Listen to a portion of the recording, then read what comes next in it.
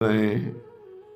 प्रश्नकर्ता ने कहा, पर हमारी कोई आदि व्याधि अभी तक दूर नहीं हुई, मुझे लगता है मेरा भजन निष्फल है क्या?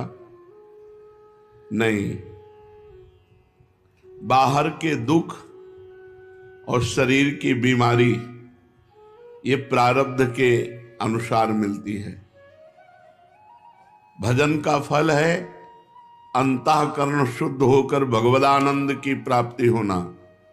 भजन का फल ये नहीं कि तुम्हारा जुकाम बुखार ठीक हो जाए, तुम्हारा ये ठीक हो जाए।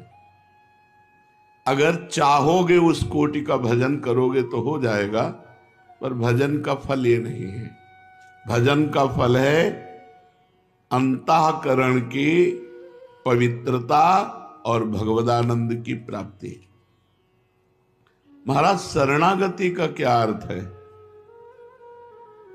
सब प्रकार से अपने सर्वस्व को, तन मन धन कामना वासना बुद्धि अहंकार सबको भगवान को अर्पण कर देने से शरणागति पूर्ण हो जाती है। तन मन धन कामना वासना बुद्धि अहंकार, इसमें अपनापन न मानना, ये सब भगवान का है, ऐसा अर्पण कर देना। अहंकार भी भगवान का है, बुद्धि भी भगवान की है, मन भी भगवान का है, चित्त भी भगवान का, तन भी भगवान का, धन भी भगवान का, मन भी भगवान। अब सारा भार प्रभु पे अर्पित करके हम निश्चिंत हो गए, निर्भय हो गए। बहुत बढ़िया बताया, पर ये होता नहीं है। इसका साधन क्या है? शरणागति तन मन प्राण धन बुद्धि अहंकार सब कुछ समर्पित हो जाए, इसकी साधना क्या है? पहला, भगवान के अनुकूल ही सब कार्य करे, प्रतिकूलस्य विसर्जनम, श्री कृष्ण अनुकूलेन। तन मन वचन से कोई पाप कर्म न बने, सबसे पहला है। शरणागति के लिए मनमानी आचरण करने वाला शरणागत नहीं होता। तन से मन से वचन से श्री कृष्ण अनुकूलेन प्रतिकूलस्य विसर्जनम, प्रतिकूल आचरणों का त्याग और अनुकूल आचरण भगवान के करना, ये पहला साधन है। प्रतिकूलस्य विसर्जनम, पाप आचरण न होने पावे।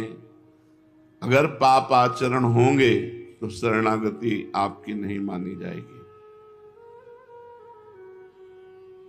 एक प्रश्न आज कर रहे थे कि जब पुण्य भगवान को समर्पित तो पाप भी भगवान को समर्पित। ये पुण्यात्मा का या महात्मा का लक्षण नहीं कि जो मन में आया सो कर लिया, इसके बाद कोई पश्चाताप नहीं। नहीं, अगर हमसे गलत हो गया तो हमारा हृदय जले, भगवान से प्रार्थना करें कि प्रभु दोबारा ऐसी हमसे गलती ना हो, तब तो वो गलती से निकल पाएगा। जब जलन ही नहीं तो गलती से निकल ही नहीं पाएगा। भगवान के शरणागत के द्वारा पाप नहीं होता, ये पहला लक्षण है। अगर हमें शरणागत होना है तो पाप आचरण हमें छोड़ना है। नाम जप के प्रभाव से हमें पाप आचरणों से डरना है, बचना है, नहीं हम प्रभु की शरण में नहीं हो पाएंगे। दूसरा, भगवान के प्रतिकूल समस्त कार्यों और भावों का तन मन वचन से सर्वथा त्याग कर देना। पहला है भगवान के अनुकूल आचरण करना, और दूसरा है भगवान के प्रतिकूल जितने आचरण हैं, तन से मन से वचन से कर्म से, उनका त्याग कर देना। तीसरा, एकमात्र भगवान में दृढ़ विश्वास। जो कुछ होगा सब प्रभु से होगा, प्रियाजू से होगा। पूर्ण विश्वास, मात्र भगवान है।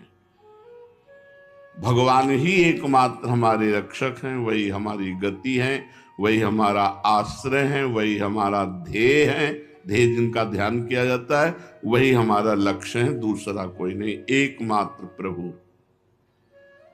पांचवा, जो कुछ भी सोचे बोले करें वो केवल भगवान के लिए करें। सोचें तो भगवान के लिए सोचें, करें तो भगवान के लिए करें, बोलें तो भगवान के लिए बोलें। शरणागति।